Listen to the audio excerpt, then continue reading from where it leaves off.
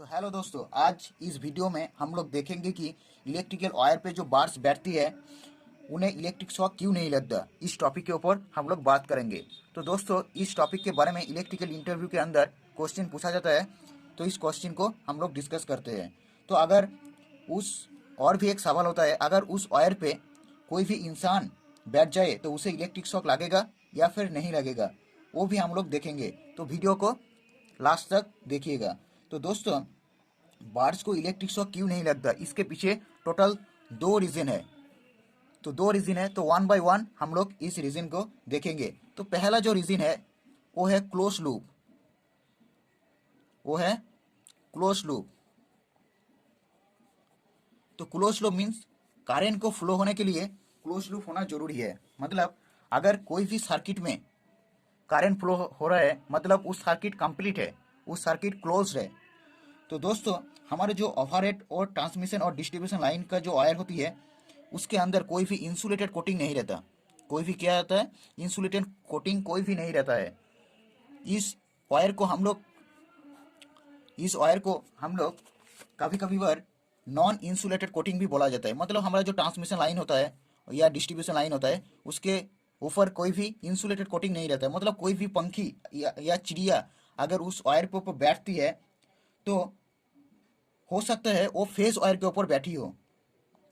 लेकिन ये जो फेस वायर है ये जो फेस वायर है, इस सिर्फ फेस वायर के ऊपर बैठी होने के कारण क्या होगा, उसे इलेक्ट्रिक शॉक नहीं लगेगा। क्यों नहीं लगेगा? कारण मतलब सर्किट कंप्लीट होने के लिए फेस और न्यूट्रल होना ज़रूरी है। लेकिन दोस्तों, वो सिर्फ फेस वायर के ऊपर बैठी होने के कारण वो सिर्फ फेस वायर के ऊपर बैठी होने के कारण क्या होगा, उसे इलेक्ट्रिक शॉक नहीं लगेगा। तो इस टॉपिक को मैंने आपको एक एग्जाम्पल के थ्रू समझाता हूँ। तो देखिए दोस्तों, ये एक मान लो ये एक सर्किट है। ये जो सर्किट है, यहाँ पर दो रजिस्टर लगा हुआ है। ये एक रजिस्टर और इसको मैं नाम देती हूँ R1, इसको मैं नाम देती हूँ R2। ये दो रजिस्टर इस सर्किट पे है। मान लो एक कंसीडर कर लो आप, ये एक ट्रांसमिशन और डिस्ट्रीब्यूशन लाइन है। तो दोस्तों, यहाँ पर जो है ये क्या है, क्लोज लूप है, मतलब क्लोज्ड पाथ है। तो क्या होगा, यहाँ पर जो वोल्ट है यह 700 वोल्ट है, मतलब 700 की वोल्ट है। तो ये 700 वोल्ट यहाँ से भी फ्लो होगा, यहाँ से फ्लो होगा। लेकिन इस वायर पे, ये जो वायर है इस वायर पे फ्लो नहीं होगा। क्यों नहीं होगा? क्योंकि ये जो सर्किट है, ये सर्किट यहीं पे रुक जाते हैं। मतलब यही सर्किट कंप्लीट नहीं है। सर्किट कंप्लीट ना होने के कारण यहाँ पर कोई भी करंट फ्लो नहीं होगा। तो दोस्तों, अगर मान लो पंखी इस फेज वायर के ऊपर बैठी हो, मान लो एक ट्रांसमिशन लाइन है, फेज वायर के ऊपर बैठी हो, तो क्या होता है इसमें, क्या होता है, तो फेज वायर पे सिर्फ फेज वायर ही है।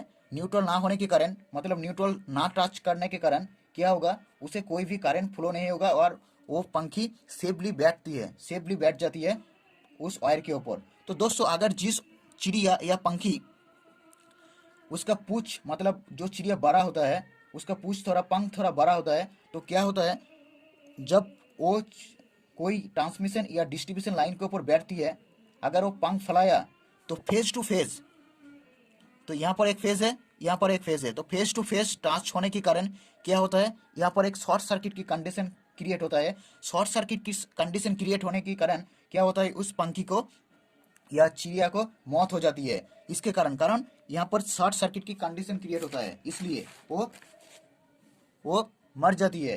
तो दोस्तों, ऐसे इसे आप एक बात समझते हो, जब तक चिड़िया कोई ग्राउंड वायर को टच नहीं करेगा उसे कोई भी खतरनाक साबित नहीं हो सकता। मतलब कोई भी अगर ग्राउंड वायर को वो टच नहीं करेगा तो उसे सेफली वो बैठ सकती है वहाँ पर।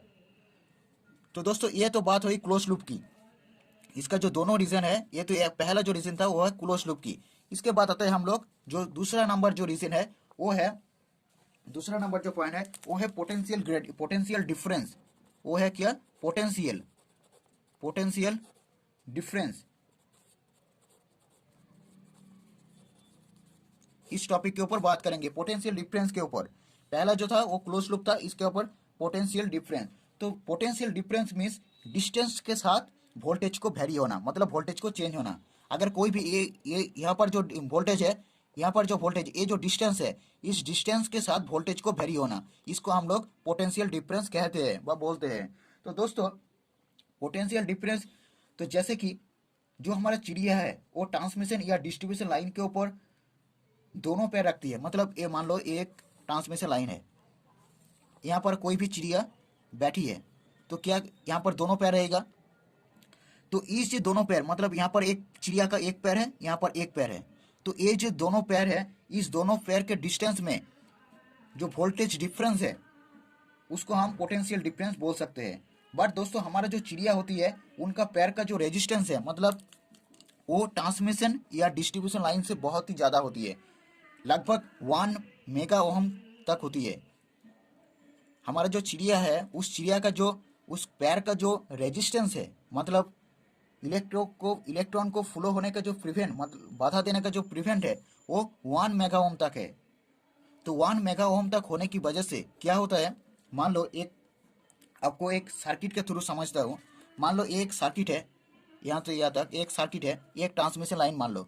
अगर यहाँ पर कोई भी चिड़िया बैठा हो तो क्या होगा, ये तो लाइन तो जा रही है इधर और यहाँ पर जो चिड़िया, तो क्या होगा चिड़िया को पैर का जो रेजिस्टेंस है वो बहुत ही ज़्यादा होने के कारण करंट फ्लो नहीं होगा उस पैर के ऊपर। क्यों नहीं होगा? क्योंकि ट्रांसमिशन लाइन का जो रेजिस्टेंस है वो बहुत ही कम है, वो 0 ओम तक होता है।